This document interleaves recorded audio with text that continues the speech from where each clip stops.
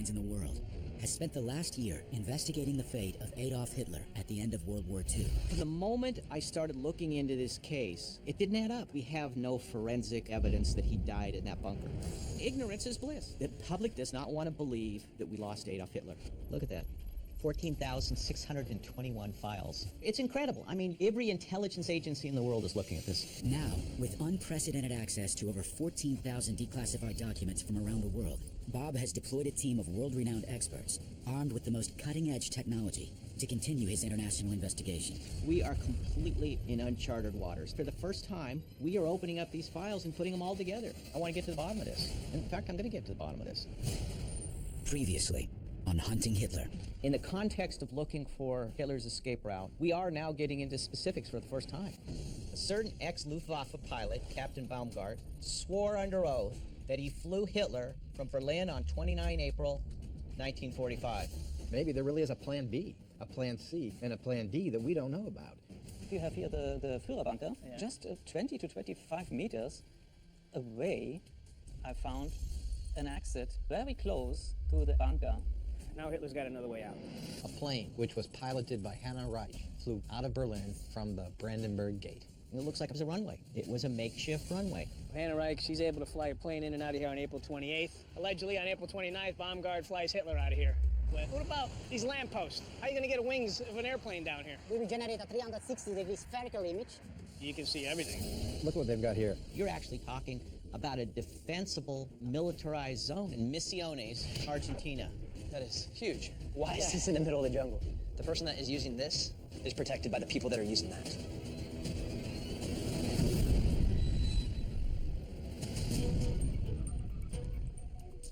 I just think the Misiones is just like bizarre.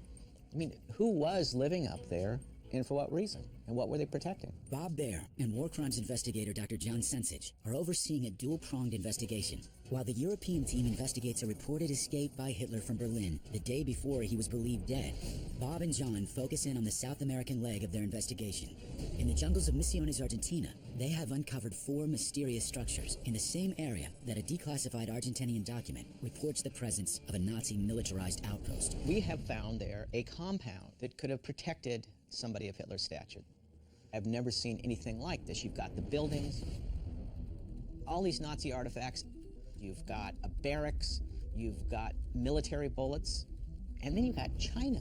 I mean, who takes China into the middle of the jungle? For what reason? I want somebody to explain to me what this compound was and why those people inside the compound had to set up a military base. For whom? If we can find more evidence of structures or the ability to defend this high-value target, that means that this is some sort of Nazi military compound. I agree. If in fact it was a compound, there's stuff to be dug up.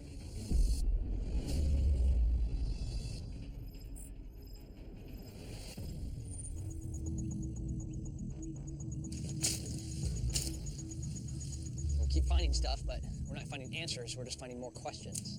U.S. Army Special Forces Tim Kennedy, along with archaeologists Daniel Chavazone and Alasdair Brooks, investigate the dense jungle surrounding Building Number 4, which appears to have been a military barracks less than a mile from the other 3 residential structures.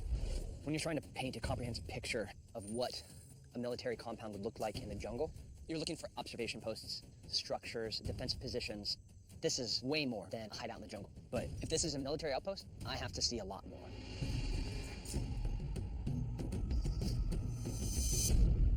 Danielle, Tim!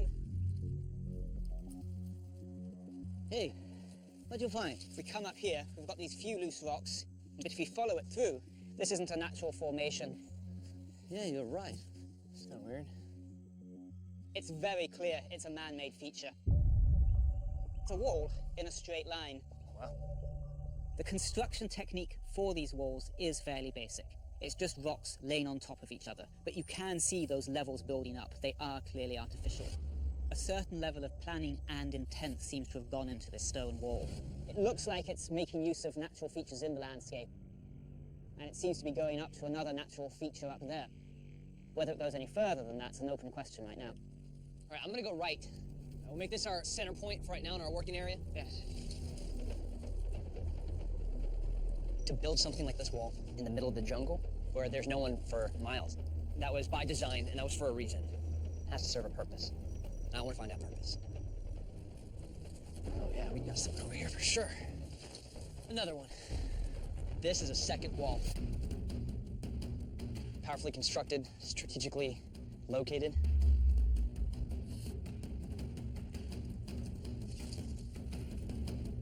Got another wall down there?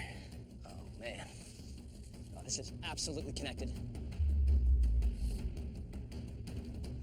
Another wall for sure.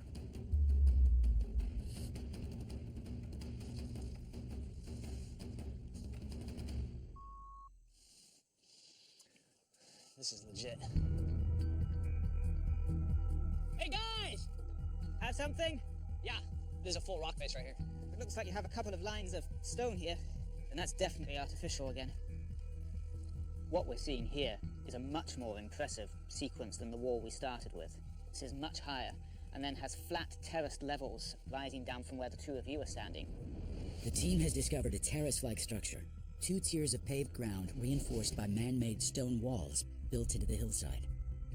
Do you have any idea what the terraces are for? So the flat ground, you can't have troops running back and forth, tripping and breaking their necks. You can't set up machine guns. You can't fight off of uneven ground. You want every single advantage. You want them to have the disadvantage of coming up the hill. You want to be at the top of the hill. If you're coming up and you get to this is going to slow you down for a second. That is long enough for you to die. This is them setting themselves up for success. This terrace is in a very well-made fighting position. It's made by somebody that knows what they're doing. Somebody that has built battle positions before, and it screams military.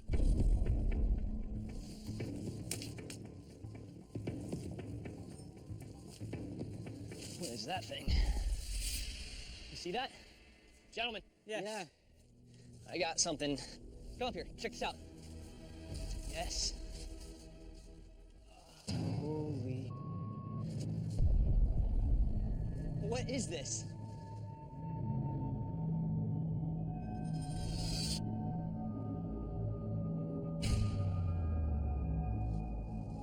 Even though there's not much left, you can see where the door and the posts went from the framework.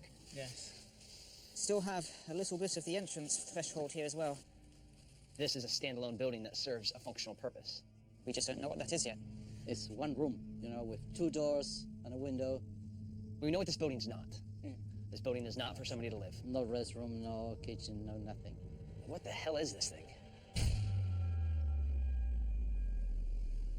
Guard shack? That's what it feels like.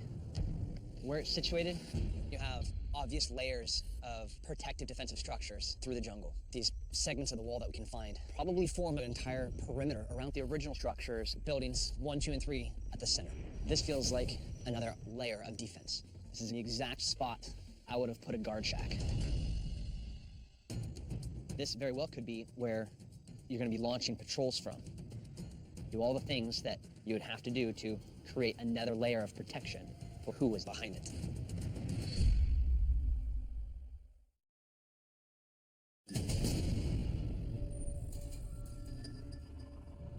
This is amazing technology, There's the Brandenburg Gate. While the South American team continues to investigate the potential Nazi military compound in Argentina, Bob and John review the 3D laser scans from Berlin to determine if the avenue extending from the Brandenburg Gate could be the location where a declassified MI6 file reports Luftwaffe pilot Peter Baumgart flew Hitler from Berlin the day before he was believed dead.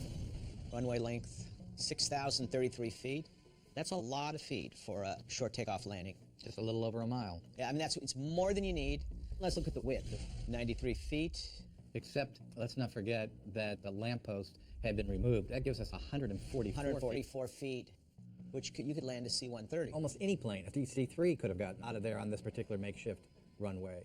So really, there isn't any question in my mind that Baumgart could have gotten out of Berlin. I mean, it's long enough, it's wide enough, it works. There's no other explanation other than they're turning this into a makeshift runway. Hunter Reich used it on the 28th, makes it out successfully, a test run if you like. 29, Baumgart says he flew Hitler out, and Hitler supposedly dies on the 30th. The detail is all coming together to paint a picture of Hitler's possible escape like we've never seen before, ever. All of this fits together, but I think we really have an issue. According to this MI6 file, Baumgart flew a Messerschmitt, an ME-108. It had a range of about 600 or 700 miles. They're not long-distance planes. These types of aircraft being used at this makeshift runway, no way could they have made it to Spain. And it's 2,000 miles away. Earlier in the investigation, we determined that one of the very likely routes out of Berlin would have been to Spain. We have an FBI document, and it states here, Hitler refused to involve Spain in the war because he has a promise of sanctuary there when Germany is defeated. There's one man that Hitler could go to for salvation, the leader of Spain, the dictator Franco.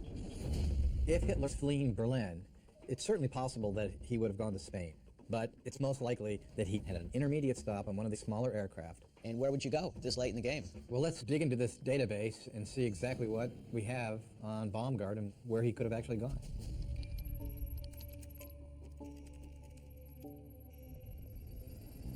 There we go. The reporting agency is MI6. This was a report from 18 December 1947. Baumgart arrived at Berlin on 28 March 1945. In April, he was ordered to convey to Denmark a very high official, and there was reason to believe that the person in question must have been Hitler himself. And the plot thickens. Denmark makes a lot of sense. It's not like the Allies are landing on the beaches there. They're coming through France, and the Russians are coming across Germany. So there's no battle going on in Denmark at the time. Until May 5th, Denmark was still a Nazi stronghold. I mean, you could land an airplane there. From Berlin to the heart of Denmark is just a hair short of 300 miles. That is a short flight with a fast military airplane. We need to get the team into Denmark.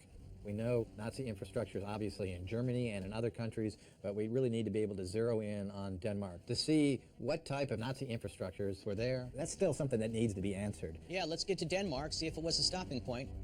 I bet we find something.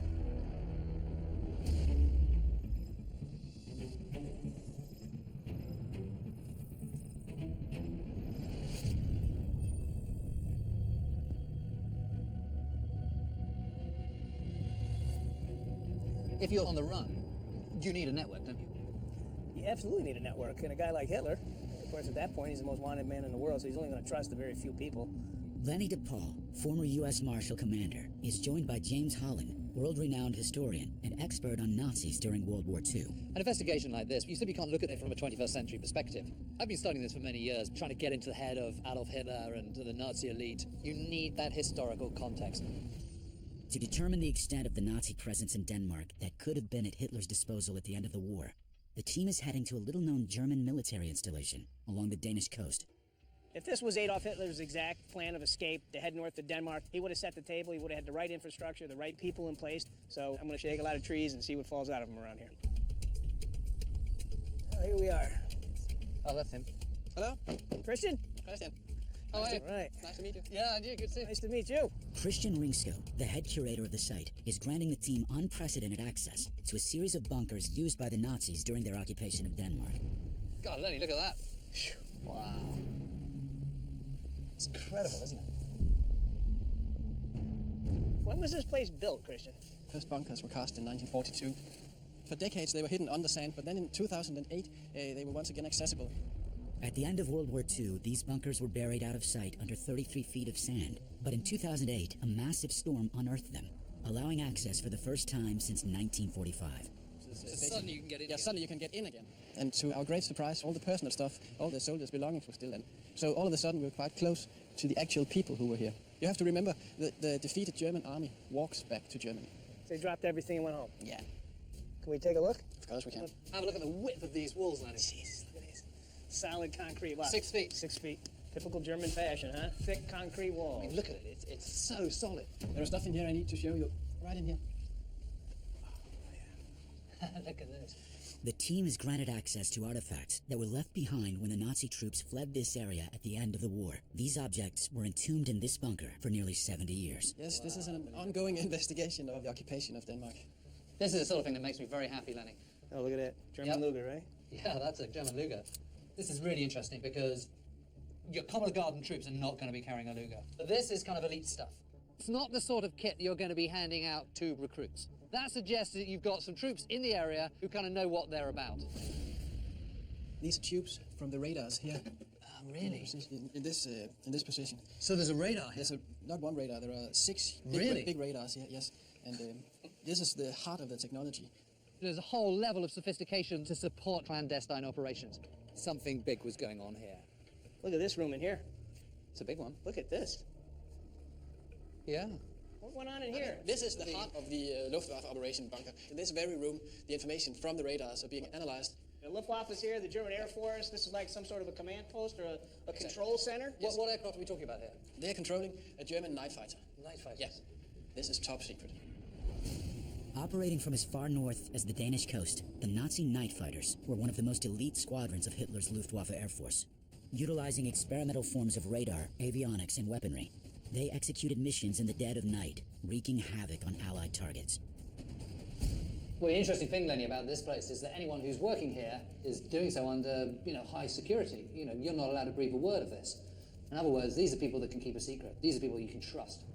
If I was Hitler, and if I was trying to get out, I would want to come to Denmark. It's the one place where the Germans are still occupying, that they've got all the infrastructure that you could possibly want. You've got the secure bunkers, you've got the radar system, and you've got troops. So Denmark is about as good a place as you could hope to go to as any in the world.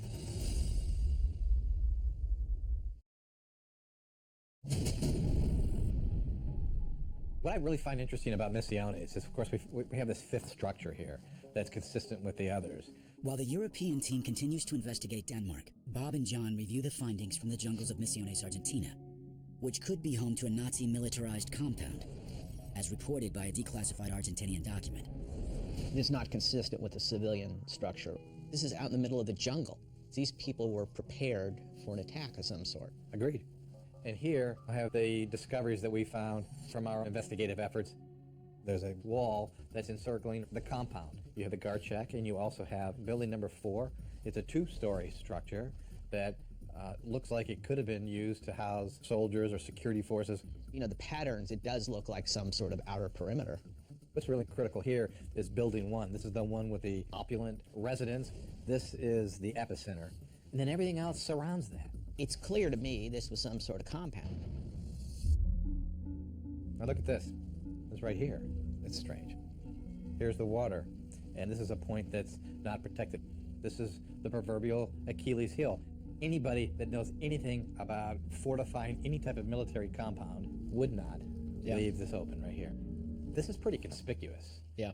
If I was seeking to capture whoever was in building 1, there's only one place I would come in, and that's the small inlet shaped just like a heel. And there appears to be a straight shot from the inlet directly to building number 1. You get a Zodiac there on the shore and be up at building 1 without a protection in 2 minutes. You simply don't take your chances hoping that nobody's going to come up out of the water. You have to look at all the labor that went into this compound. We're talking millions of dollars to build this place. And if you're going to put that kind of money into it and put military arms into it, you're going to find a way to defend the whole thing. We need to get our team on the ground here and to find out what else is here or may have been there that would have offered more protection for building number 1. Yeah, we have to complete the picture here.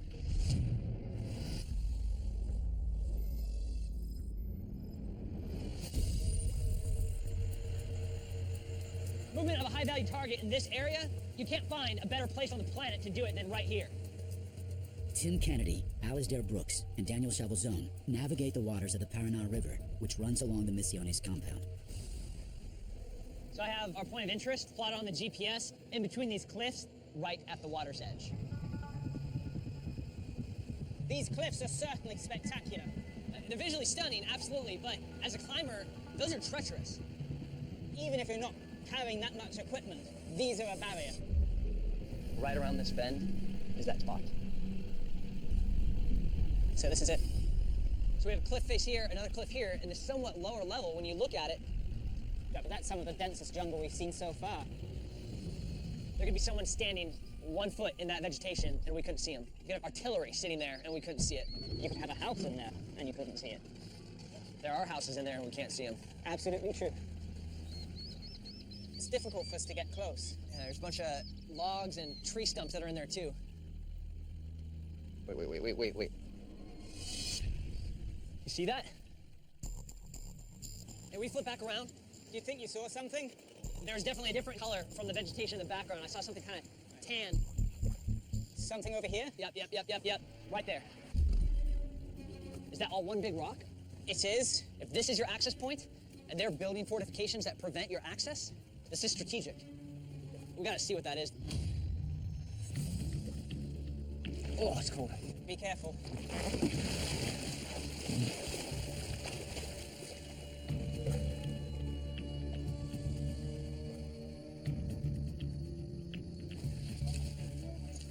It's way bigger than I thought. And it's thick enough. It would stop bullets. It would stop a grenade.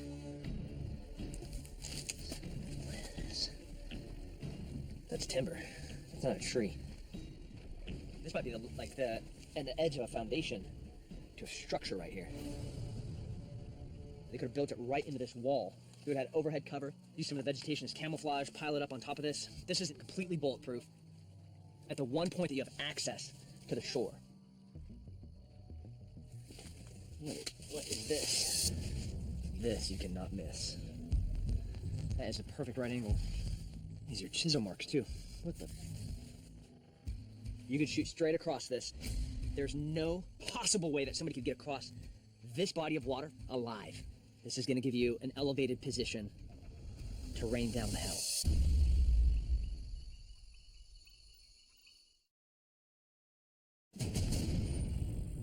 We have this infrastructure along the coast of Denmark. Obviously, elite German Nazi forces were there. Which would have been loyal to Hitler. Definitely the ability to protect Hitler. Yeah, I agree.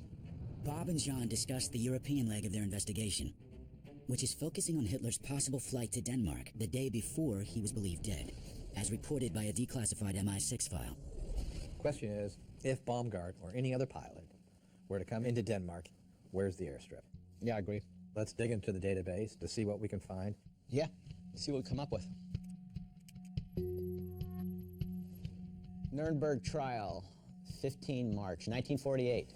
Interrogation of Friedrich von Angelotti Mackensen. Yeah, he was a major in the SS. You saw Hitler and several comrades in May 1945. His answer, yes. Who were his comrades? I only know that in one of the planes in which Hitler was, that this plane was being flown or piloted by a certain Captain Baumgart. Voila. Where did you see them? In Tonder. Where's Tonder? I've never heard of it. There we go. Right there at the German border. Yeah, right on the German border. So basically, if this SS major was right, he flies from Berlin.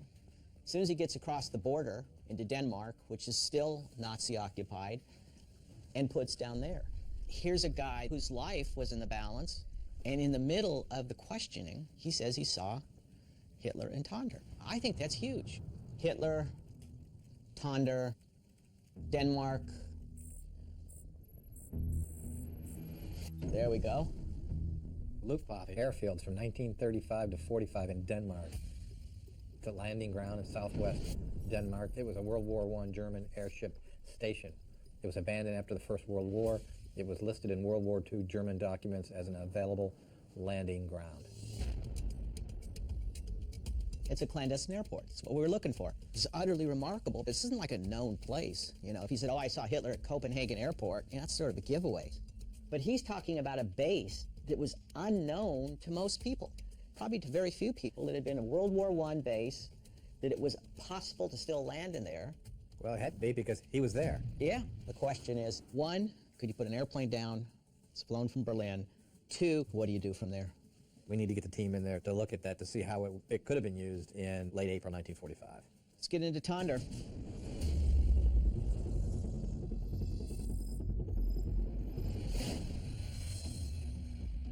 Well, rumors.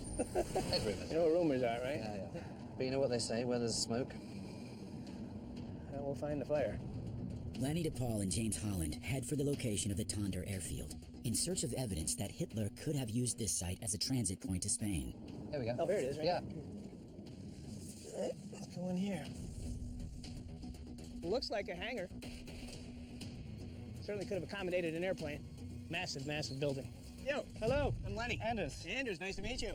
The team makes contact with Anders Jakobsen, an expert on Nazi Luftwaffe activities in Denmark. What is this? It was originally built in 1914 to protect the German Imperial Navy airship base here. What about the runway? The airstrip right here, in both directions. Really? Okay. Just right in front of us? Yes. This way? Yeah. Is there any remnants of tarmac or No. pavement or anything? There was no tarmac or anything, or no concrete. It was grass. They landed on grass. They landed on grass.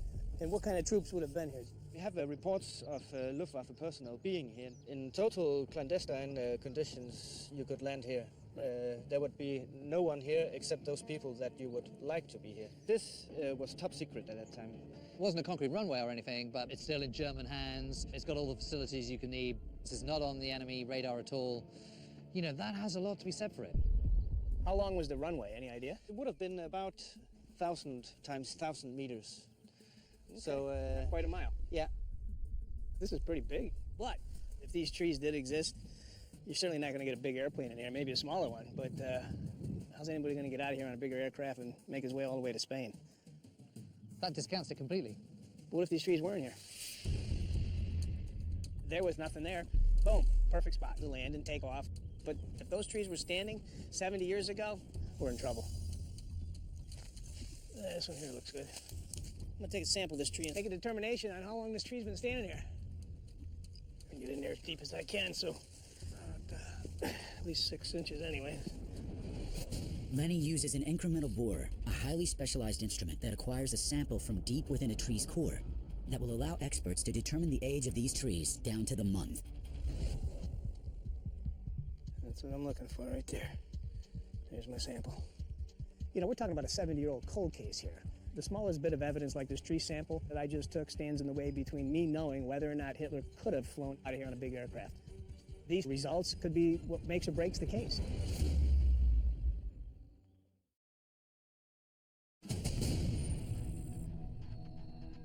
This man-made structure, and you can see where the rock is cut here, there's no other explanation for that except to defend this group of buildings. Bob Baer and John Sensich review the findings from the team in Misiones, Argentina. I mean, I'll go out on a limb, and considering what we found, this was a Nazi compound. You've got weapons, bullets, guardhouses, defensible perimeter. It was a Nazi military zone, and it was protecting one person who was very important. Whoever was there didn't feel comfortable wandering around South America. It had to be somebody really damn important. The problem is, the only thing we have connecting Hitler with this is the stomach medicine. It's a potential connection. Most of the medicines are for the stomach problems. Hitler has a serious ailment, and stockpiles of medicine for that type of problem are found in this building in Misiones. I think the stomach medicine is important, but it's tenuous. I like the stomach medicine, but it's really just highly speculative. I mean, that's not going to convince me at the end of the day. I want something more. Let's not forget that within 50 miles, there are several small towns. From my perspective, that's the next logical place to take this investigation, is to find out whether or not there are people still alive or people alive that have been told from others what was going on at this location. I'd be shocked if people in that area didn't know something about this compound. Someone is going to have something to say. It's going to add another piece that may put us closer to putting Hitler here. Sounds like a plan.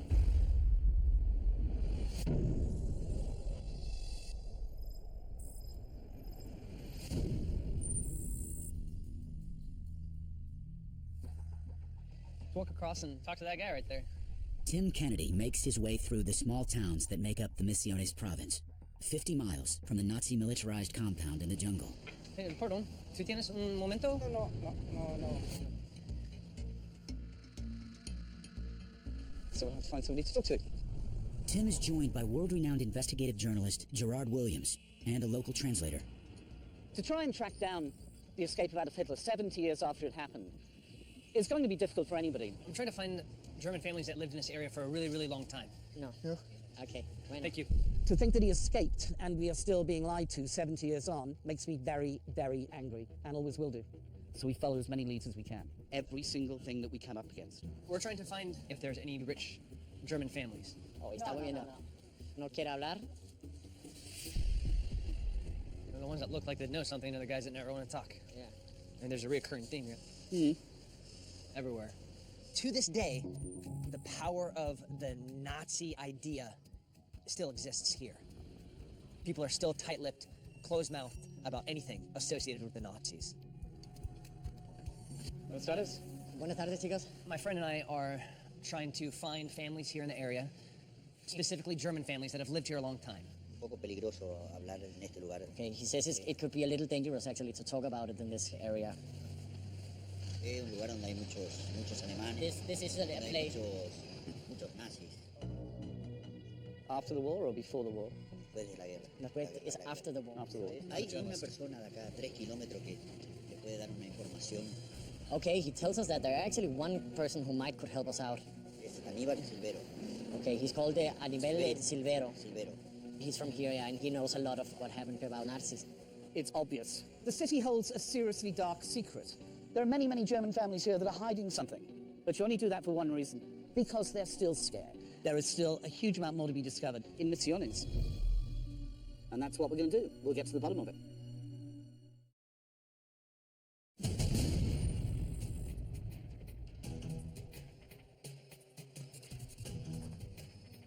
We're a long way from the main road, Tim. Yeah. In the outskirts of Misiones, Argentina, Tim Kennedy and Gerard Williams prepare to make contact with a local man who is rumored to have information about Nazi activities in the area.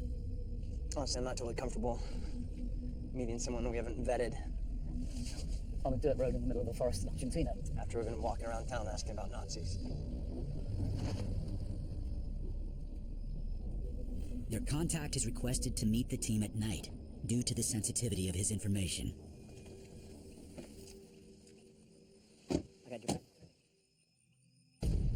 Hola, señor. Hola. Hola, hola. Buenas noches. Buenas noches. Gerardo, why are we here? Es un tema apasionante este que nos convoca.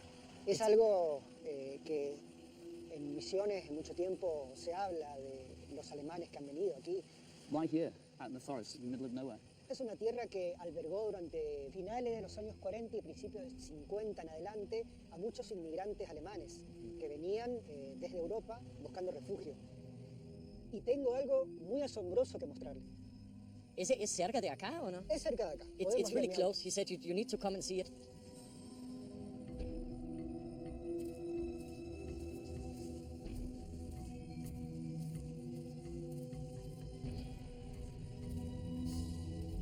What the hell is this in the middle of the forest? That's amazing.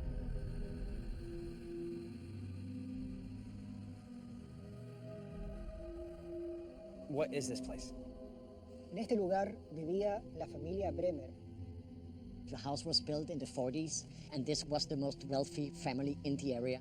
Pero que hacía reuniones donde venían alemanes y que además muchas pertenencias que eran de los alemanes y entre esos figuras de esvásticas. This family had meetings here in this house under a Nazi flag. Rumors actually say that they also were hiling before going in. Is it safe to go inside? Can we go and walk around? ¿Es posible entrar en la casa? Miremosla por dentro.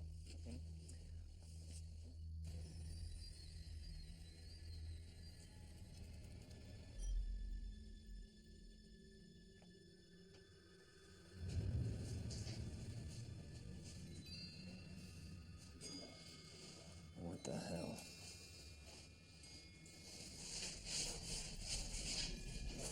Gerard, the tile in here? Yeah. I've seen it before. Where? In a military compound off the Paraná River. The same style, Tim? Same color? What? The pattern, the layout, they either have the same designer, the same architect, the same supplier, or all of the above. Well, I'd say it's been deserted a while. Why is this house derelict? Where did the Bremers go? Hay una historia muy desconocida alrededor de la familia porque de la noche a la mañana desaparecieron. Could this house be a safe house? Could this simply be a place where intelligence is gathered? We don't really know at this stage.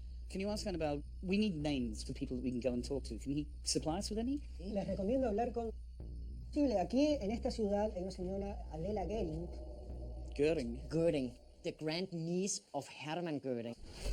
Hermann Goering, the head of the Luftwaffe, his great-niece is living in Misiones. Coincidences like this don't exist. It's not a coincidence, how can it be? No.